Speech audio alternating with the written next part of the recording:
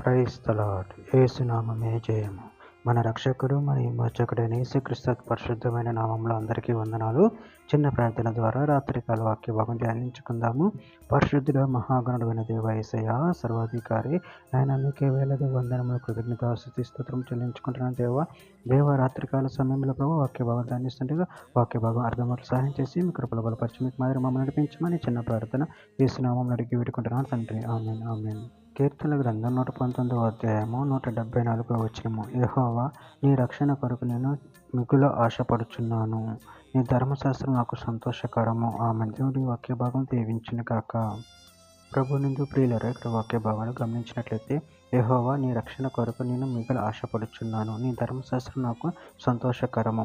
అదేవిధంగా వాక్య భాగాలు గమనించినట్లయితే కీర్తన గ్రంథం 19వ అధ్యాయం 81వ వచనం, నీ రక్షణ కొరకు నా ప్రాణం సొమ్మసిల్లుచున్నది, నేను నీ వాక్యం మీద ఆశ పెట్టుకొని ఉన్నాను. యెషయా గ్రంథం 12వ అధ్యాయం 2వ వచనం, ఇదిగో నా రక్షణకు కారణభూతుడగు దేవుడు, నేను భయపడక ఆయనను నమ్ముకొనుచున్నాను. యెహోవా యెహోవాయే నాకు బలము, ఆయనే నా కీర్తనకు ఆస్పదము, ఆయన నాకు రక్షణాధారమాయెను. కీర్తన గ్రంథం 62వ అధ్యాయం 1వ వచనము, నా ప్రాణము దేవుని నమ్ముకొని మౌనముగా ఉన్నది, ఆయన వలన నాకు రక్షణ కలుగును, ఆయనే నా ఆశ్రయదుర్గము, ఆయనే నా రక్షణకర్త. రోమీయులకు రాసిన పత్రిక 10వ అధ్యాయం 13వ వచనం, ఎందుకనగా ప్రభువు నామమును బట్టి ప్రార్థన చేయువాడెవడో వాడు రక్షింపబడును.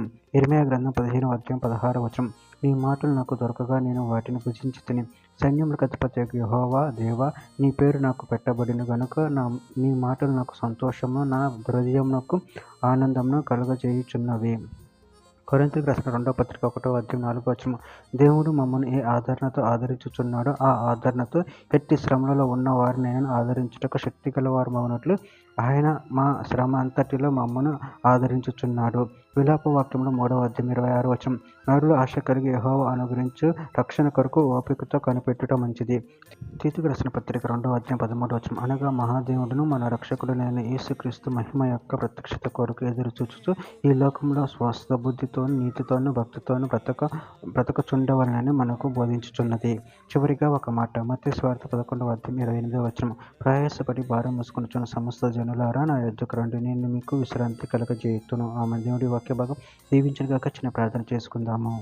పరిశుద్ధుడ ప్రేమగల దేవ యేసయ్య, మీరు ఇచ్చిన వాక్యదానాన్ని బట్టి కృతజ్ఞతలు చెల్లించుకుంటున్నాను తండ్రి. నానే నీ రక్షణ కొరకు మేము మిగులు ఆశపడుచున్నాం తండ్రి. నాని నీ ధర్మశాస్త్రం మాకు సంతోషకరం తండ్రి. అందరిని బట్టి కృతజ్ఞతలు చెల్లించుకుంటూ మీ ప్రేమ కృపను మమ్మల్ని నిరంతరం కాచి కాపాడి మీకు మహిమకరంగా వాడుకోమని చిన్న ప్రార్థన స్నామని అడిగి వేడుకుంటున్నాను తండ్రి. ఆమేన్ ఆమేన్.